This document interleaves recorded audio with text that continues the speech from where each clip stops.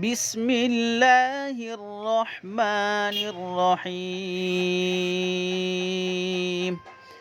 وقل جاء الحق وزهق الباطل ان الباطل كان زهوقا سميتها مريم وإني أعيذها بك وذريتها من الشيطان الرجيم صدق الله العظيم سورہ آل عمران کا یہ رکوع جس میں حضرت مریم علیہ السلام کی پیدائش کا تذکرہ ہے، میں نے بتلایا تھا مریم علیہ السلام کے والد صاحب کا نام عمران تھا، وہ بیت المقدس کے امام تھے، اور ان کی بیوی جب حاملہ تھی تو ان کا انتقال ہو گیا، اور جب حضرت مریم پیدا ہوئی تو وہ یتیم پیدا ہوئی، تو حضرت عمران کی جو عورت ان کی بیوی تھی انہوں نے اللہ سے دعا کی تھی کہ یا اللہ میرا جو بھی پیدا ہوگا بچہ یا بچی، مقصد ان کا بچہ لڑکا پیدا ہونا تھا، کیونکہ میں اس کو بیت المقدس کی خدمت کے لیے وقف کر دوں گی۔ پھر جب پیدا ہوا تو لڑکا نہیں تھا، اور مسجد میں اس زمانے میں بھی صرف لڑکوں کو اللہ کے نام پر نظر ماننے کا مزاج اور طریقہ تھا، تو انہوں نے اللہ سے اپنی شکایت کی، یا اللہ قالت ربی انی وضعتها انثى، یا اللہ میں نے تو یہ لڑکی جنی ہے، اور لڑکی کا بیت المقدس میں کیا کام، لیکن ایک مرتبہ منت مان چکی تھی تو اس منت کو پورا کرنا بھی ضروری تھا۔ منت ہمارے یہاں بھی مانی جاتی ہے، لیکن منت اسی چیز کی مان سکتے ہیں ہم جس کا شریعت میں عبادت ہونے کا کسی بھی طریقے سے وہ عبادت ہو۔ جو چیز شریعت میں عبادت نہیں شمار کی جاتی اس کی منت بھی نہیں مانی جا سکتی۔ مثال کے طور پر کوئی آدمی منت مانے کہ میں درگاہ پر چادر چڑھاؤں گا، تو اسلام میں اس کا کوئی عمل ایسا نہیں ہے، اس کے مقابلے میں کوئی دوسرا عمل بھی ایسا نہیں ہے، لہذا یہ منت ماننا غلط۔ 2 رکعت نماز پڑھوں گا تو یہ منت ماننا صحیح ہے، اس لیے کہ نماز ایک شرعی چیز ہے، ایک عبادت ہے، شریعت میں اس کا طریقہ متعین ہے۔ ایک روزہ رکھوں گا تو روزے کا طریقہ متعین ہے، کس طرح کرنا ہے اس کا طریقہ متعین ہے، تو جو چیز عبادت کے قبیل سے ہو اسی کی منت مانی جا سکتی ہے، اس کے علاوہ شریعت کا جس میں عبادت کے قبیل سے کوئی چیز نہیں ہے تو وہ عبادت نہیں شمار۔ کوئی آدمی منت مانے مسجد میں جھاڑو رکھوں گا، تو جھاڑو رکھنا کوئی عبادت نہیں ہے، تو یہ کوئی منت نہیں ہے۔ جو عبادت کے قبیل سے ہو ایسی منت مانی ہے تو اس کو پورا کرنا پڑے گا، ورنہ آدمی کو اس عبادت کی اور اس منت کی کوئی اہمیت نہیں ہوگی۔ ایک صحابی تھے، انہوں نے منت مانی تھی کہ میرا یہ کام پورا ہو جائے گا تو میں اپنے آپ کو ذبح کروں گا خود اپنے ہاتھ سے۔ آپ صلی اللہ علیہ وسلم مسجد نبوی میں تشریف لائے، وہ صحابی آپ صلی اللہ علیہ وسلم کے پاس آئے، آپ صلی اللہ علیہ وسلم کسی کام میں مشغول تھے، انہوں نے اللہ کے رسول صلی اللہ علیہ وسلم کو کہا کہ میں نے اس منت مانی کہ میں اللہ کے راستے میں اللہ کے لیے اپنے آپ کو ذبح کروں گا، تو آپ صلی اللہ علیہ وسلم نے کوئی جواب نہیں، مشغول تھے، کوئی سنا نہیں، اور تو انہوں نے سمجھا کہ آپ صلی اللہ علیہ وسلم نے آپ صلی اللہ علیہ وسلم چپ ہے تو خوش ہے میری اس منت سے، تو قریب میں جا کر لیٹ گئے اور اپنے آپ کو ذبح کرنے کی تیاری کرنے لگے۔ کسی نے آپ صلی اللہ علیہ وسلم کو متوجہ کیا کہ وہ ذبح کر رہے ہیں اپنے آپ، متوجہ کہ اچھا، تو ان کو بلایا، تو ایک طرف تو اچھی چیز کیا تھی کہ اللہ کے نام پر مانی ہوئی منت کو پورا کرنے کا جذبہ. اس پر تو اللہ نے شکر نے اللہ کا شکر ادا کیا کہ میری امت میں ایسی بھی منت پورا کرنے کا جذبہ رکھتے ہیں. دیکھیے اپنے آپ کو ذبح کرنے کا جذبہ. لیکن انہوں نے کہا کہ بھئی یہ منت صحیح نہیں ہے تمہاری, غلط منت, گناہ کی منت. یہ گناہ ہے اپنے آپ کو قتل کرنا, خودکشی, اپنے آپ کو ذبح کرنا, پھانسی پر لٹکنا, یہ خودکشی ہے, تو یہ ناجائز ہے. تو کیا کرو, منت کا کفارہ دو. تم نے جو غلط منت مانی ہے اس کا کفارہ ہے 10 آدمیوں کو, 10 فقیروں کو کھانا کھلاؤ. اس لیے کہ کفارہ جو بھی اسلام میں جس کسی کا بھی کفارہ ہے اس کے اندر سختی ہے, اس لیے کہ زبردستی تم نے غلط کام کیا ہے. تو 10 فقیروں کو, ایک ہی فقیر کو 10 دن کا ایک ساتھ اگر دے دیا تو نہیں چلے. روزانہ اس کو کھلاؤ دونوں وقت, صبح شام, ایک فقیر, یا 10 فقیر کو کھلاؤ ایک ساتھ. اگر یہ دونوں تمہارے بس میں نہیں ہے تو 3 دن کے روزے رکھو, اور وہ بھی الگ الگ نہیں, ایک آج رکھا ہے, ایک کل چھوڑ دیا, 2 دن کے بعد رکھا, نہیں, مسلسل رکھو لائن سے, 1 2 3 لائن, سنیچر اتوار پیر ایک ساتھ, جو بھی رکھو آپ ایک ساتھ رکھو. یہ منت ہے. تو منت کا یہ حکم ہے. ہم عام طور پر جانتے نہیں ہیں لوگ, تو بیچارے ایسی چیزوں کی منت مانتے ہیں جس کا شریعت میں کوئی اس کا عبادت کے قبیل سے نہیں. تو ایسی منت نہیں ماننی چاہیے, جو عبادت ہے اسی کی منت مان. تو انہوں نے منت مانی اس لیے کہ اس زمانے میں یہ رواج تھا کہ 2-4 بچے ہیں یا ایک بچہ ہے تو اللہ کے راستے پر اس کو دے دیتے تھے. آج بھی بہت سی قومیں ہیں جو ایسا کرتی ہے. جین لوگ ایسا کرتے ہیں, بہت سے خود جاتے ہیں, بہت سے اپنی منت مانتے ہیں کہ اپنے لڑکے کو. تو وہ ان کے یہاں اصول کیا ہے, ہمارے یہاں جین بہت تھے, 3 سال تک تو آپ اپنے شہر میں بھی نہیں آ سکتے, اپنے گھر میں نہیں, اپنے شہر میں بھی نہیں آ سکتے, باہر رہا. باہر بڑے اصول کے ساتھ وہ چلتے ہیں. تو ان کی بیچارے ہمارے اسلام میں نہیں ہے, لیکن بہرحال اس طریقے سے دنیا میں ایک نظام ہے. ہر ایک دنیا میں انسان کے اندر اللہ تعالیٰ نے فطرتاً انسان کے اندر دھارمک چیز, جس کو گجراتی میں کہتے ہیں مذہبیت, اللہ نے ہر انسان میں رکھی. دھارمک پنا کہ میں کسی کے تابع ہو کر زندگی گزاروں, بالکل بے لگام گدھے کی طرح آدمی زندگی گزارنا یہ کوئی انسانیت نہیں ہے. یہ اس نے اپنی فطرت کو بدل دیا ہے, اس لیے وہ سمجھتا ہے کہ اس میں میں خوش ہوں. ورنہ فطرتاً نفساً اللہ نے ذات میں یہ رکھا ہے کہ کوئی وہ آدمی دھارمک رہے گا کسی بھی مذہب کے اعتبار سے, وہ تو جہاں پیدا ہوتا ہے اسی کے ساتھ چل دیتا ہے. ورنہ فطرتاً یہ انسان کے اندر اللہ نے رکھا ہے کہ وہ دھارمک پنا رہے. اسی طرح ہم کہہ رہے ہیں تبلیغ کرنا, تو تبلیغ کرنا یہ بھی اللہ نے فطرت میں رکھا ہے انسان کی. کوئی میں اچھی چیز جانتا ہوں تو صرف میرے تک نہیں محدود رکھتا. اس کی آج تو بہت عمدہ مثال یہ ہے کہ موبائل میں کوئی اچھا پیغام دیکھتا ہے تو پھٹ سے دوسرا فارورڈ کرتا ہے. تو فطرتاً ہے. ارے چھوٹے بچے میں بھی ہے. کیسے؟ چھوٹا بچہ باہر کھیل رہا ہو, پہلے زمانے کی بات کہ ماموں گھر پر آنے والے تھے اور پتہ نہیں فون تو تھا نہیں, کاغذ واغذ اچانک آ جاتے تھے. تو بچہ باہر کھیل رہا ہے, ماموں آئے تو ماموں کو دیکھتا ہے تو بڑا خوش ہوتا ہے. تو وہ خوش ہو کر کیا کرتا ہے, آپ تجربہ کیجیے, وہ خوش ہو کر ماموں کے سامنے نہیں جاتا کہ ماموں آئے تو ماموں کے پاس جاؤں, نہیں, وہ اپنی امی کے پاس جاتا ہے, اپنے گھر میں جاتا ہے, امی ماموں آئے. یعنی فطرتاً انسان کے اندر اپنی خوشی کو دوسرے کو شیئر کرنے کی عادت ہے. تو اسی طریقے سے تبلیغ, جو کام میں مضبوطی سے کروں گا اسی کو تو دوسرے کو میں دعوت دوں گا. آج ہم خصوصی دعوت کیوں دیتے ہیں؟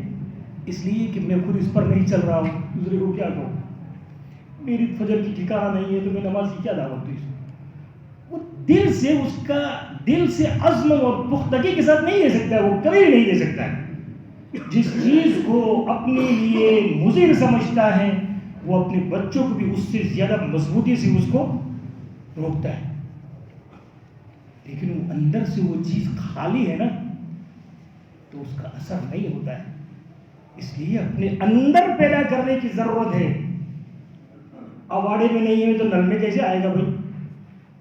اواڑا جو بھرا وہ پانی سے خالی ہے، کتنا ہی نل کو گھماؤ وہ نہیں آئے گا. پہلے اواڑے کو بھرو، اپنے دل کو بھرو، اپنی ٹنکی کو بھرو، پھر نل کھولو گے تیز پانی آئے گا. جیسا اس کے اندر بھرا ہوا ہوگا اتنا تیز پانی نکلے گا. اپنے دل کے اندر اگر ہم ایمان اور اللہ کو بھریں گے، کیسا ہی مجمع ہو، کتنا ہی لوگ مضبوطی کے ساتھ اپنی بات کو رکھے گا کہ میں جس رب کو مانتا ہوں وہ میرا رب ہے. اللہ تعالیٰ نے قرآن کریم میں، ابھی میں سن رہا تھا مضمون، تقریر سن رہا تھا، ہمارے قریبی تعلق والے ہیں مولانا یاسر ندیم واجدی صاحب، ان کے والد صاحب کو اچھی طرح ہم جانتے ہیں. تو وہ ایک دہریہ جو اللہ کو تو نہیں مانتا لیکن کسی مذہب کو نہیں مانتا، اس کا نام ہے دہریہ. تو اس سے وہ بحث کر رہی تھی. تو وہ کیا کہہ رہا تھا کہ اللہ تعالیٰ نے آپ صلی اللہ علیہ وسلم کو ہی کیوں نبی بنایا؟ سب کو آ کر کہتے اگر اللہ کو سب کو اچھا بنانا ہے، نیک بنانا ہے تو میرے پاس بھی آتے، ان کے پاس بھی آتے، سب کے پاس آ کر کہتے کہ یہ طریقہ ہے، اس کو مانو.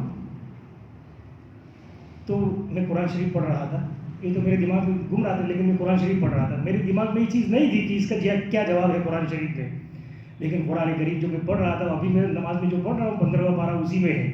او تسقط السماء كما زعمت علينا كسفا او تأتي بالله والملائكة قبيلا. اللہ کہہ رہے یہ لوگ ایسا کہتے ہیں کہ اللہ ہمارے سامنے آ جائے، فرشتے ہمارے سامنے آ جائے.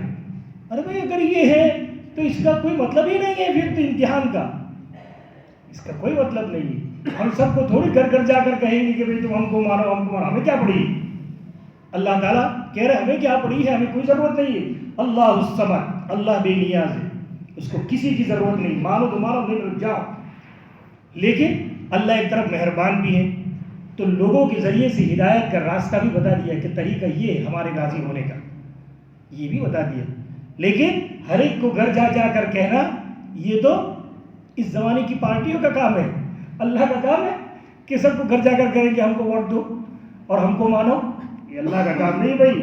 اپنے کو قیاس مت کرو اللہ کو. بہرحال تو یہ چیز ہے کہ اپنے دل میں اللہ کو پیدا کرنے کی ضرورت. دیکھیے یہ ایک عورت ہے، اللہ تعالیٰ نے بتایا تب جا کر ہمیں معلوم ہوا. ان کے دل کی حالت تو ان کے گھر کے لوگوں کو بھی پتہ نہیں تھی کہ اللہ سے وہ کیا باتیں کرتی ہے تنہائی میں.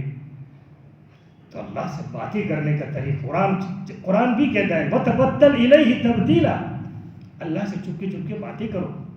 آدمی اپنی پریشانی، اپنی تکلیف، اپنی راحت، اپنی خوشی اللہ سے شیئر کرے. کوئی چیز خوشی کی خوش الحمد میرے ارادے اور میری تمنا کے بغیر آپ نے مجھے یہ دیا ہے، تو اللہ سے کہے، شکر ادا کرے. دیکھو اس کا کیا لطف انسان کو محسوس ہوتا ہے. لیکن ہم ان چیزوں سے اتنے دور ہیں. وہ آدمی کو محنت کرنے سے، کسی کے پاس بیٹھنے سے، مطالعہ کرنے سے، دین کی بات پڑھنے سے، بزرگوں کی صحبت سے یہ آئے گا، سرسری نہیں آئے گا. ہم سمجھیں کہ خود بخود آ جائے، خود بخود اللہ تعالیٰ کبھی نہیں، دین کبھی نہیں دے گا. دنیا بس دیکھتے رہو. کریم اللہ کی ایک صفت ہے، اللہ کی ایک کریم کی صفت. اس کے اندر میں نے پڑھا کریم کس کو کہتے ہیں، کس کو دے رہا ہے اور کتنا دے رہا ہے وہ نہ سوچے. اس کا نام کریم. میرے ماننے والے کو دے رہا ہوں کہ میرے دشمن کو دے رہا ہوں وہ نہیں سوچتا ہے. دو بس، کتنا دو، بے تحاشا دو. اس کا نام ہے کریم. تو اللہ تعالیٰ بہت سے لوگوں کو دیتا ہے، کتنا بے تحاشا دیتا ہے. تو اس کا نام ہے. تو اپنے رب کو، اپنے رب سے تعلق پیدا کرنا یہ بہت ضروری چیز ہے. یہ قرآن کی قصے نہیں ہیں. قرآن قصے کہانی کی کتاب نہیں ہے. ہم کو جب کوئی قصہ سنتے تو بہت مزہ آتا ہے. اس قصے کے اندر کیا ہے، اللہ تعالیٰ نے اس قصے کو کیوں بیان کیا ہے، کیا چیز اللہ چاہتا ہے، اس آدمی کے اندر کیا چیز تھی جس کو اللہ نے پسند کیا اور قرآن میں بیان کر دیا. رہتی دنیا تک اللہ تعالیٰ نے قرآن کو بیان کیا ہے. کتنی زبردست اللہ کو وہ بات پسند آئی ہوگی، تب جا کر عورت کا قصہ اللہ نے بیان کیا. تو وہ اپنے رب سے چپکے باتیں کر رہی تھی. تو وہ اللہ کو بڑا پیارا بہت کہ وہ مجھے بغیر بن دیکھے مانتا ہے. یؤمنون بالغیب, بن دیکھے مانے.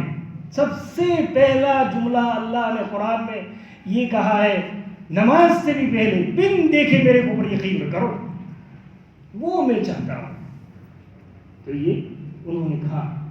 تو اللہ تعالیٰ نے دیکھیے ان کو تو وحی تو نہیں آئی, لیکن اللہ جواب دیتا ہے. اللہ تعالیٰ, ہم کہتے ہیں اللہ سے یا اللہ میں پریشان, تو اس کا اللہ تو جواب دیتا ہے, اگرچہ ہمیں سنائی نہیں دیتا ہے, لیکن اگر اللہ دل میں ہو تو اس کا احساس بھی آدمی کرتا ہے. دیکھیے اب انہوں نے کہا رب انی وضعتها انثی, یا اللہ میں نے لڑکی کو جنا ہے. اب یہ کیا کام کرے گی لڑکی مسجد میں جا کر؟ اللہ نے اپنی طرف سے جواب دیا, واللہ اعلم بما وضعت, اللہ بہترین جانتا ہے جو پیدا ہوا ہے اس کو. کیا پیدا ہوا ہے نہیں جانتا نہیں, اللہ جانتا ہے لڑکی ہے, لیکن وَلَيْسَ الذَّكَرُ كَالْأُنثَىٰ, یہ حضرت مریم کی والدہ حضرت حنہ ان کا نام تھا, حضرت حنہ. یا اللہ لڑکا اور لڑکی برابر تو ہو نہیں سکتے, لڑکا کام کا ہوتا ہے, اندر کا باہر کا سب کام کر سکتا ہے, اور لڑکی تو کیا ہے مسجدوں میں کام کر سکتی ہے, نہیں کر سکتی. لیکن بہرحال اللہ کی مرضی پر راضی, اللہ کی مرضی پر یہ بات. آج ہم اللہ سے, بہت سے لوگوں تو اللہ کی شکایت, اللہ سے شکایت, اللہ نے میرا نہیں سنا, میں نے کہا ایسا نہیں کیا. تو اللہ ہے کہ وہ اللہ تیرا رب ہے, تو اپنے آپ کو اللہ سمجھتا ہے کہ میں کہوں ایسا کرو اللہ. ارے میں کہوں ایسا نہیں, اللہ جس حال میں رکھے اس حال میں. ہاں الحمد للہ علیہ کی باتیں بڑی عجیب و غریب ہوتی ہے, آدمی کو سمجھنے کے لیے بھی تھوڑی سی سوچ چاہیے کہ دو طرح کی زندگی, الحمد للہ نے لکھا ہے دو طرح کی زندگی, ایک تفویض کی زندگی اور ایک تجویز کی زندگی. تجویز یعنی میں جو چاہوں ایسی زندگی. میرا ایک دوست ہے, تو اس نے اللہ سے دعا کی تھی, پتہ نہیں تو وہ مطلب مجھے کیا لگا, میرے وہاں میری دعا کی اللہ سے کہ اللہ میرا ایسا گھر ہونا چاہیے, یہ ہونا چاہیے, میرے گھر کے سامنے مرچڈیز کھڑی ہونی چاہیے. تو وہ بڑا ہنسی مذاق کرا, مجھے بھی اچھا لگا اس میں کہ مولانا لندن میں ہے کہ میرے گھر کے سامنے مرچڈیز تو روزانہ کھڑی رہتی, لیکن وہ میری نہیں ہے. میں نے اتنی دعا کی تھی میرے گھر کے سامنے مرچڈیز کھڑی ہونی چاہیے. میری گھر گاڑی ہے نہیں, میرے بازو والے کی گاڑی ہے تو اس کو پارکنگ نہیں ہے, تو میرے گھر کے سامنے پارکنگ کر جاتا ہے. تو اللہ تعالیٰ سے میں نے دعا کی, اللہ گھر کے سامنے مرچڈیز کھڑی ہو گئی, تو اللہ نے تو سن لیا کہ میں گھر کے سامنے مرچڈیز کھڑی ہو گئی. بہرحال تو میں یہ کہہ رہا تھا کہ اللہ سے آدمی بات جب کرتا ہے تو دیکھیے کیسا انہوں نے کیا کہا اللہ سے, وَإِنِّي سَمَّيْتُهَا مَرْيَمَ, یا اللہ اب جو بھی میں اپنی مرضی پر, آپ کی مرضی پر, تو دو قسم کی زندگی, ایک تفویض اور ایک تجویز. تجویز یعنی میں چاہوں ایسا, تو اس میں پریشان مرتے تن تک پریشان آدمی. میں چاہوں ایسا تھوڑی ہوگا, میں چاہوں اگر ایسا ہو جائے تو شیطان سے بھی زیادہ بدماش آدمی ہو جائے, شیطان سے بھی بڑا بدماش. ہاں لیکن اللہ تعالیٰ کب دیتا ہے, جب اللہ کو پتہ ہوتا ہے کہ اب اس کو میں دوں تو یہ پھنٹا نہیں جائے گا, یوں گم نہیں جائے گا, تو اللہ دیتا ہے. میرا ایک دوست ہے, تو شاید نے پتہ نہیں کہا یا نہیں کہا, بڑی عمر کے چچا, لیکن وہ بڑی میرے سے محبت رکھتے ہیں. تو انہوں نے کہا مولانا مجھے ریڈیو کا بڑا شوق تھا, تو ریڈیو کہیں بجتا تھا تو میں گاڑی چلی جا رہی ہو تو بھلے چلی جائے, لیکن ریڈیو سنتا تھا. کہ کیا ہے, آل انڈیا ریڈیو چلتا تھا پہلے, ابھی تو اس کا کوئی نام و نشان نہیں. میں یہ سوچتا تھا کہ سرکاری نوکری تھی ان کی, کہ کبھی تنخواہ میں سے کچھ پیسے بچے تو سب سے پہلی جو چیز خریدوں گا وہ ریڈیو خریدوں گا. اب میں سموہ میں رہتا تھا, اب میری تنخواہ گھر دیتا تھا, تو کیا ہوتا تھا سب تنخواہ مہینے کے ختم ہونے سے پہلے تنخواہ ختم ہو جاتی تھی. اب بچے تو لاؤ نا, ایسا کرتے کرتے 20 25 30 سال ہو گئے ایسے ہی نوکری کرتے کرتے. اب وہ رفتہ وہ زندگی بڑھی, ٹی وی آئی, اب میرے دل میں سے ریڈیو کا کیا ہو گیا, شوق ختم ہو گیا. پھر اللہ نے ان کو اتنا مال دیا، بہت مالدار آدمی کہ مولانا میں اس کا پورا شو روم بنا سکتا ہوں، لیکن اس وقت اللہ نے مجھے پیسہ دیا جب میرے دل میں سے وہ دنیا کی گندی چیز، نیک آدمی ہے لیکن دنیا کی گندی چیز کی محبت میرے دل سے نکل گئی، پھر اللہ نے دیا کہ اب یہ نہیں لائے گا۔ اسی طریقے سے ہم بھی چاہتے ہیں کہ بڑا پیسہ آئے، لیکن اللہ کو پتا ہے کہ جس دن یہ پیسہ آئے گا تو وہ، بہت سے لوگ لندن جانا ہو رہا تھا تو داڑھی رکھتے تھے اچھی خاصی پہلی صف میں، اور جب وہ ٹکٹ مل جاتی تھی تو داڑھی صاف ہو جاتی تھی۔ اب یا اللہ ہم آگے کا میں فوٹ لوں گا، آگے کا میں اپنے اعتبار سے چل لوں گا، یہ آدمی سوچتا ہے، یہ ہمارا یہ حال۔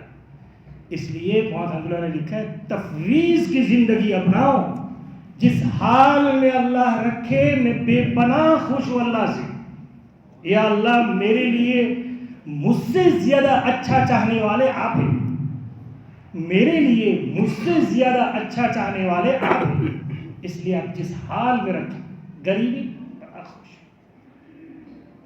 پریشانی اس میں بھی خوش ہے میرے رب تیری طرف سے، یہ ہے تیری طرف۔ ابھی اثر بعد کتاب پڑھ رہا تھا فضائل حج، اسی میں اشعار آئے تھے، وہی کہہ رہے تھے کہ حج کے لیے جا رہا ہوں، رستہ میں پریشانی آئے، جنگلات میں آئے، بھوک پیاس، ساری تنگیاں اور پریشانی، لیکن اللہ کا دربار مجھے مل جائے سب پریشانی ختم، کعبہ تک پہنچ گیا پریشانی ختم۔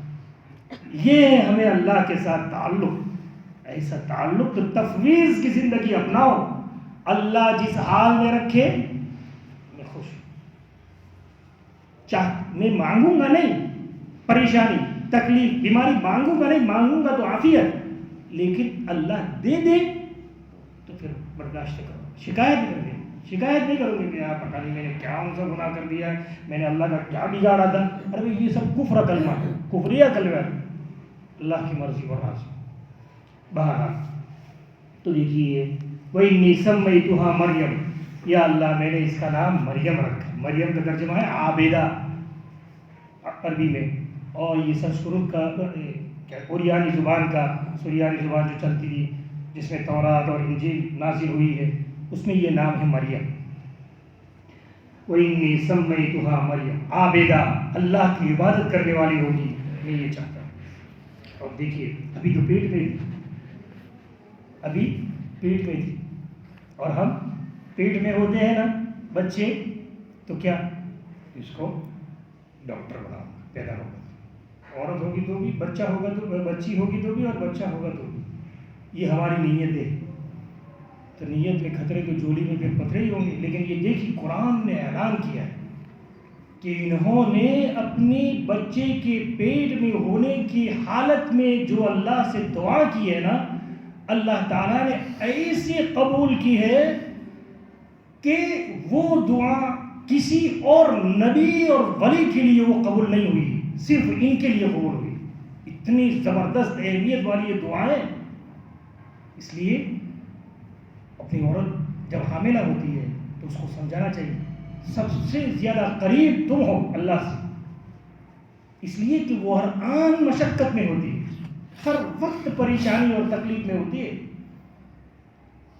تو جو آدمی ہر وقت ہر آن پریشان ہو تو پھر کیا ہوتا ہے، اللہ اس کے قریب ہو جاتا ہے۔ عمران ابن حسین رضی اللہ عنہ کے بارے میں آتا ہے 31 سال تک بیمار رہے، کتنے 30 اور 1 31 سال تک ایسے بیمار تھے کہ وہ چارپائی پر لیٹے رہتے تھے، ایسے بیماری کے جتنے مسائل ہیں عمران ابن حسین سے چلے،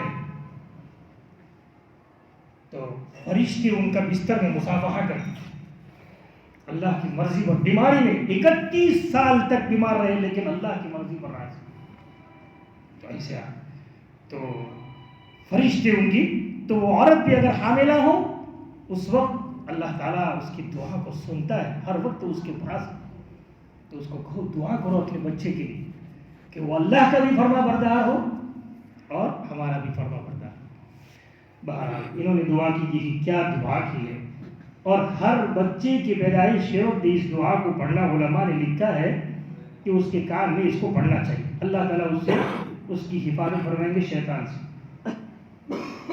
وَإِنِّي أُعِيذُهَا بِكَ وَذُرِّيَّتَهَا مِنَ الشَّيْطَانِ.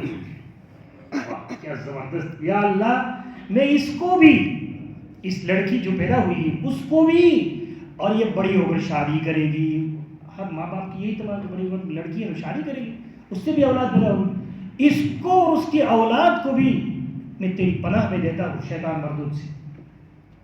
لکھا ہے کہ اس کی ان دعا سے حضرت مریم علیہ السلام کی والدہ حضرت حنہ کی دعا سے اللہ تعالیٰ نے, ابھی مریم علیہ السلام پیدا نہیں ہوئی, ابھی پیٹ میں ہے, انہوں نے یہ دعا کی, دنیا میں جتنے بھی بچے پیدا ہوتے ہیں شیطان ان کو انگلی لگاتا ہے, چونک لگاتا ہے, جھٹکا دیتا ہے, جس سے بچہ روتا ہے, جس سے بچہ روتا ہے.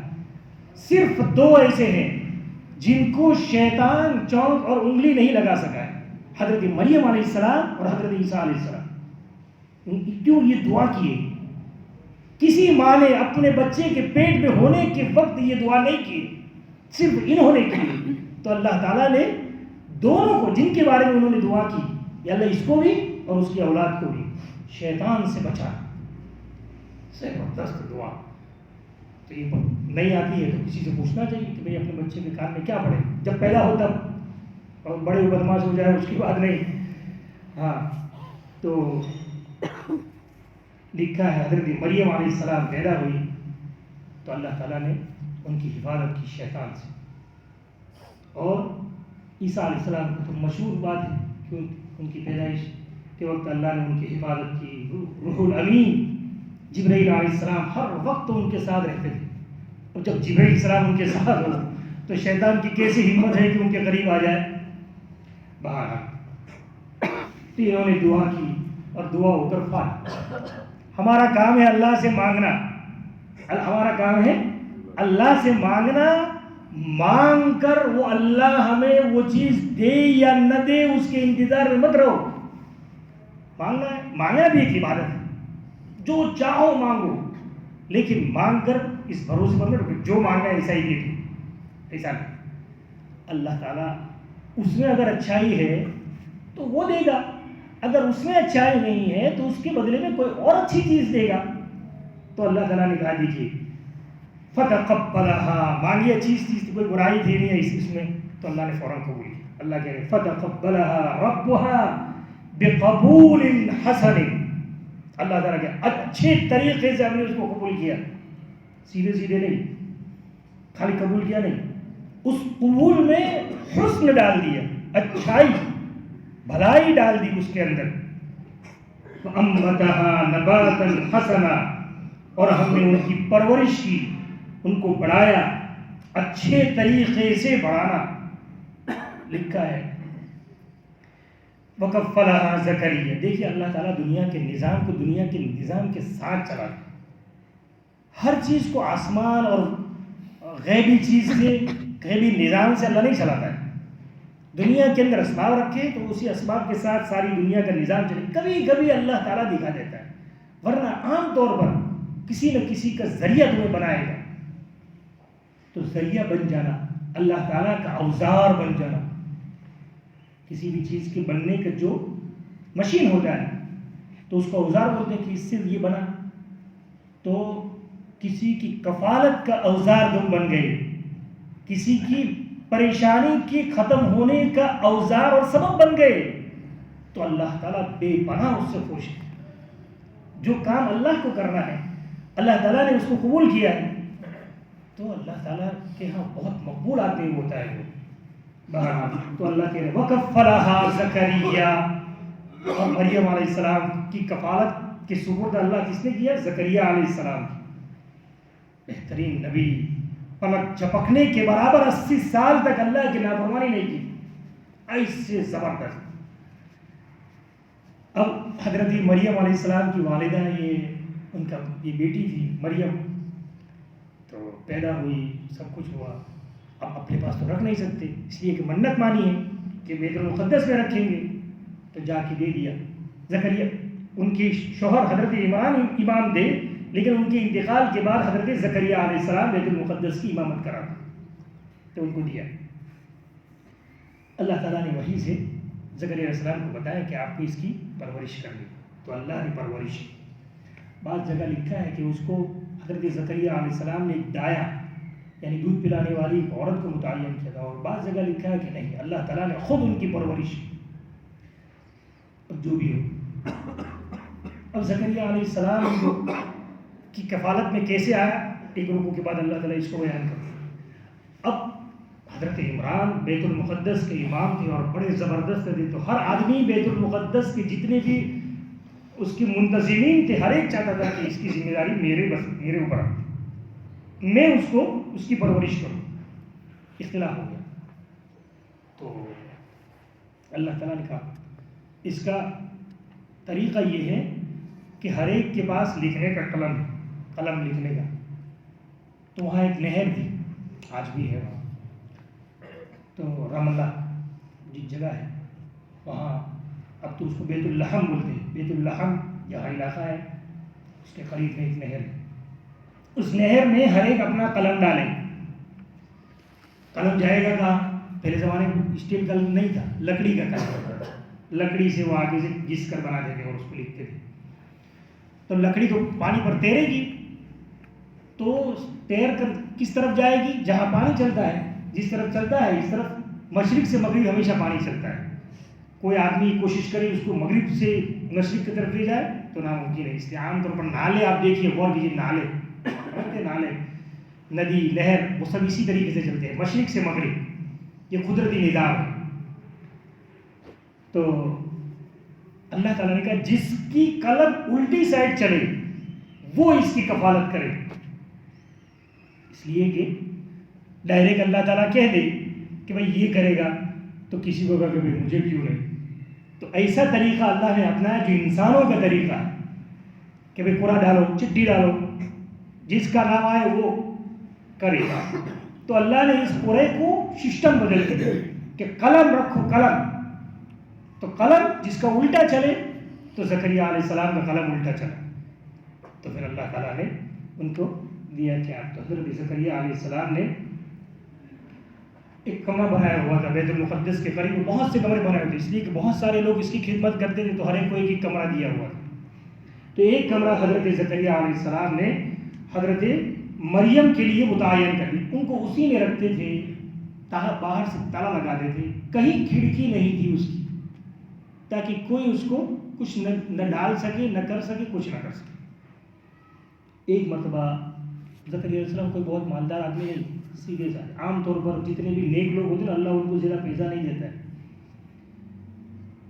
اور جہاں 2-4-5 پیسے آ گئے نا تو وہ کیا کرے گا، اس کو کہاں لگاؤ، لگانے کے چکر میں وہی لگ جاتا ہے، پھر وہ یا نہیں لگتا ہے، پھر وہ اس کے پیچھے لگ جاتا ہے۔ اس لیے اللہ تعالیٰ، تو بہرحال زکریا علیہ السلام گئے کہیں دعوت اور تبلیغ کے کام سے، وقت پر پہنچ نہیں سکے، وقت ہو گیا کھانے کا لیکن وہ پہنچ نہیں سکے، دوسرا دن ہو گیا، اور دوسرے دن کے بعد ان کو بڑا افسوس، ان کا دماغ ہو گیا کہ وہ کیا کھائیں گے، کیا کریں گے۔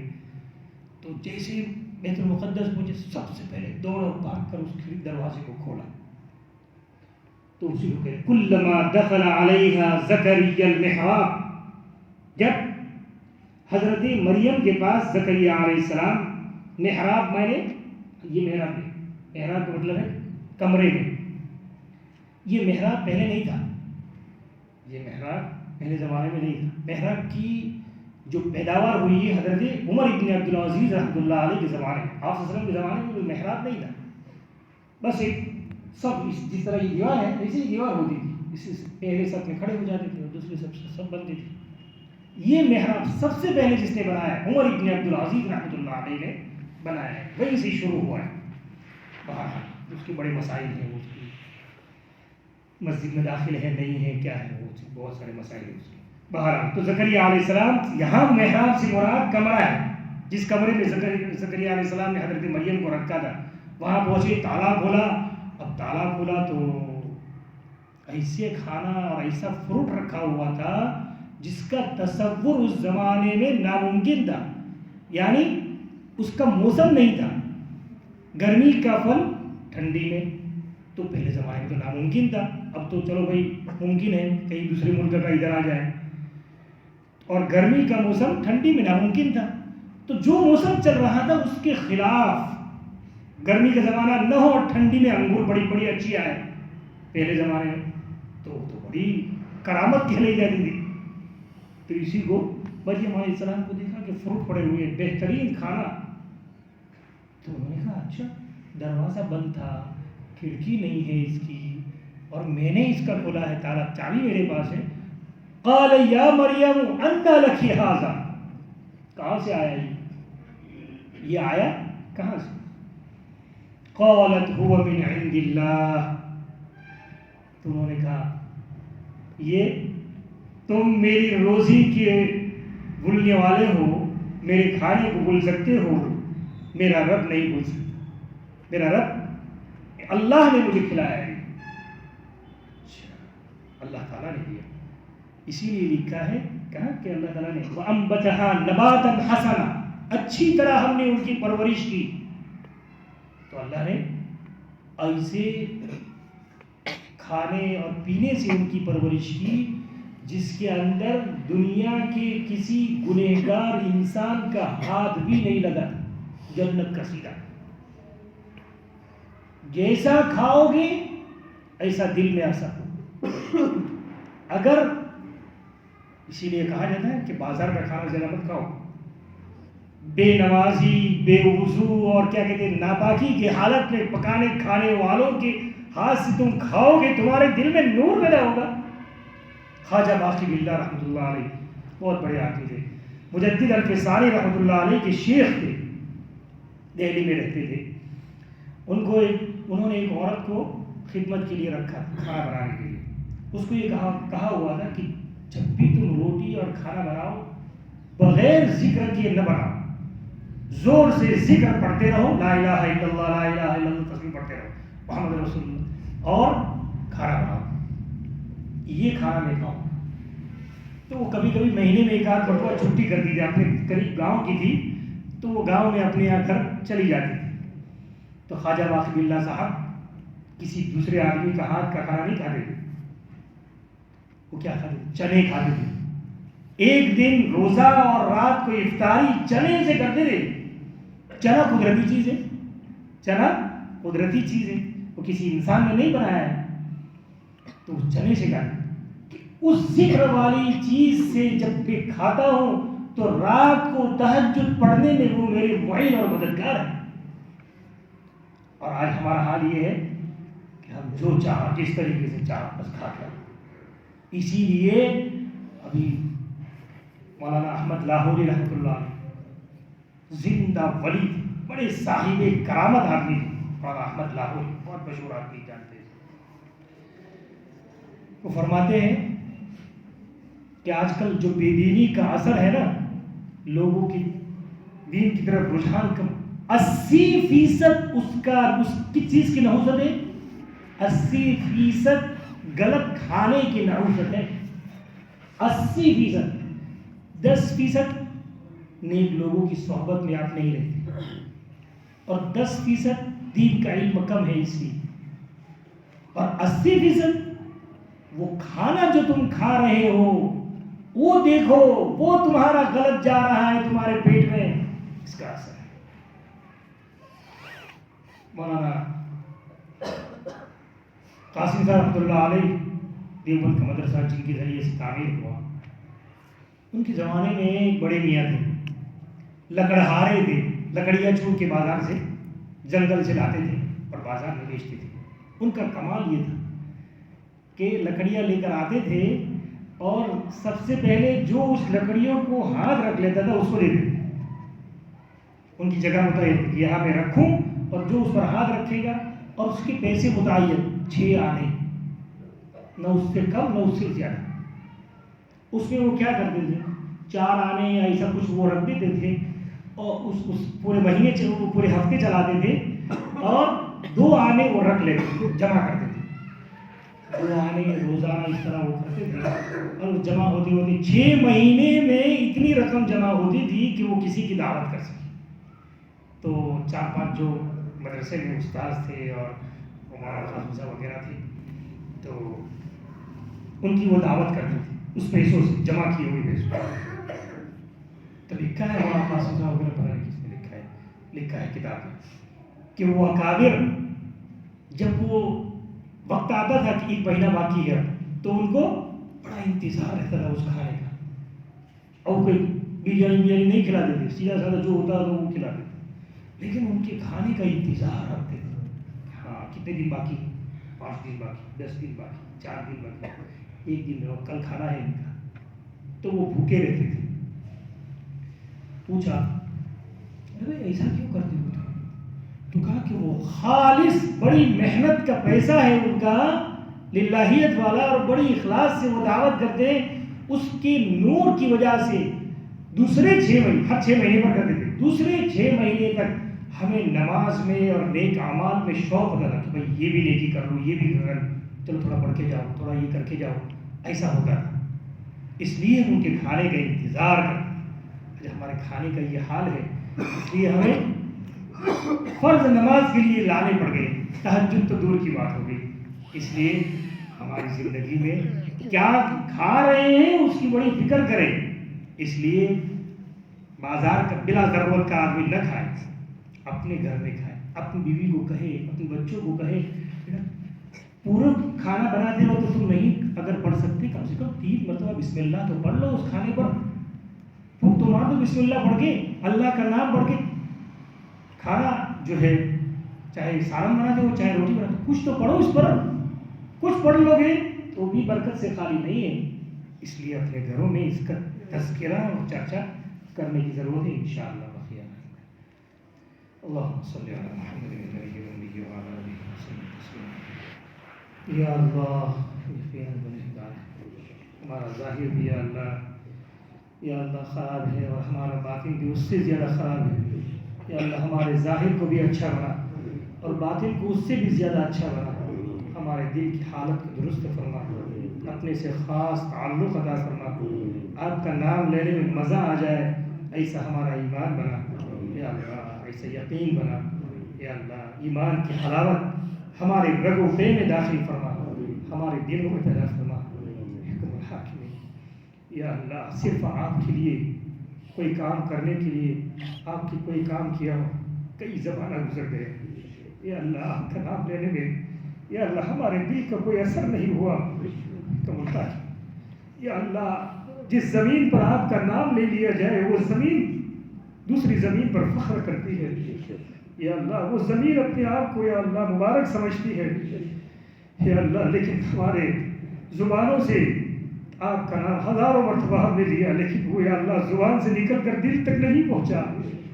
ہمارے گناہ دلوں سے گناہوں سے آلودہ ہے، ہمارے دل گناہوں سے آلودہ ہے، یا اللہ ہمارے دل کو تیرے نام کے لیے پاک کر دیجیے۔ یا اللہ دنیا کی محبت ہمارے دلوں میں ایسی بھری ہوئی ہے کہ تیرے نام کی لذت ہمارے دلوں سے ختم ہو گئی ہے۔ کون حاکم یا اللہ ایسے جی کر ہم کیا کریں یا اللہ جس میں آپ کی محبت نہ ہو، یا اللہ جنت کا مزہ اس دنیا میں عطا فرمائیے۔ حضرت عبداللہ ابن عباس رضی اللہ عنہ کا قول ہے، جو آدمی جنت کا مزہ دنیا میں نہ چکھے وہ آخرت میں بھی جنت کی امید نہ رکھے۔ جنت کی مزہ یہ ہے کہ اللہ کے نام کے اندر مزہ آئے۔ یا اللہ آپ کے نام کا لطف ہمارے دلوں میں پیدا فرما، ہمارے اولادوں کے دلوں میں پیدا فرما۔ یا اللہ آج گناہ کی طرف ہمارے دل چلے جا رہے ہیں، نیکی سے یا اللہ ایک مرتبہ اگر ہماری تصویر نماز میں پڑھ جاتی ہے تو ہمیں یا اللہ بے چینی محسوس ہوتی ہے، ایک آیت زیادہ پڑھ لی جاتی ہے تو ہمارے دلوں میں اس کا احساس ہوتا ہے۔ یا اللہ نیکی کا لطف اور نیکی کا ذوق ہمارے دلوں سے ختم ہو گیا ہے۔ قرآن کی برکت سے ہمارے دلوں کو منور فرمائیے۔ یا اللہ قرآن کی برکت سے اور نیک لوگوں کی جو قصے ہم نے پڑھے اور سنے، یا اللہ اس کی برکت سے ہمارے دلوں کو بھی نیک بنائیے، ہمیں اپنے بندوں میں شامل فرمائیے۔ اللہم انی اسألک حبک وحب من یحبک وحب عمل یقرب الی حبک۔ یا اللہ آپ کی محبت ہم چاہتے ہیں، آپ سے جو لوگ محبت کرتے ہیں ان کی محبت چاہتے ہیں، ایسے عمل کی محبت چاہتے ہیں جو آپ تک ہمیں پہنچائے۔ ہماری دعاؤں کو یا اللہ اپنے فضل و کرم سے قبول فرمائیے، اور یا اللہ جو بیٹھے ہیں ہر ایک کو قبول فرمائیے، ہر ایک کی جائز تمناؤں کو پورا فرمائیے۔ سب سے بڑی تمنا یہ ہے یا اللہ آپ ہمیں اپنا بنا لیں، تم الحاکمین اپنی محبت سے ہمیں آراستہ فرما لیں۔ دنیا کی ہر چیز، ہر نعمت کی ہم بے انتہا محتاج ہے، لیکن یا اللہ ہمیں دنیا کی ہر چیز اس لیے عطا فرمائیے جو ہمارے آخرت کے لیے معین اور مددگار ہو۔ یا اللہ جو بیمار ہے ان کو تندرستی عطا فرمائیے، جو پریشان ہے ان کی پریشانیوں کو دور فرمائیے، جو مقروض ہے ان کے قرضوں کی ادائیگی کی غیر شکلیں اور صورتیں عطا فرمائیے۔ ہمارے اس بیٹھنے کو، اس سننے کو، اس بولنے کو قبول فرمائیے، ہمارے لیے نجات کا ذریعہ بنائیے۔ یا اللہ اس مسجد کو آباد بنائیے، اس مسجد کے آباد کرنے والوں کو آباد بنائیے، ان کے گھروں کو آباد بنائیے، ان کے بچوں اور عورتوں میں دلوں کا دینی جذبہ پیدا فرمائیے۔ یا اللہ جو مانگا وہ بھی عطا فرمائیے، جو مانگنے سے رہ گیا ہم نہیں جانتے ہمیں کن چیزوں کی ضرورت ہے، یا اللہ ہماری ضرورتوں کو ہم سے زیادہ آپ جانتے ہیں، اس ضرورت کے پیش آنے سے پہلے اس ضرورت کے پورا ہونے کا انتظام فرمائیے، ہماری دعاؤں کو اپنے فضل و کرم سے قبول فرمائیے۔ صلی اللہ تعالی علی خیر خلقہ محمد وآلہ وصحبہ اجمعین۔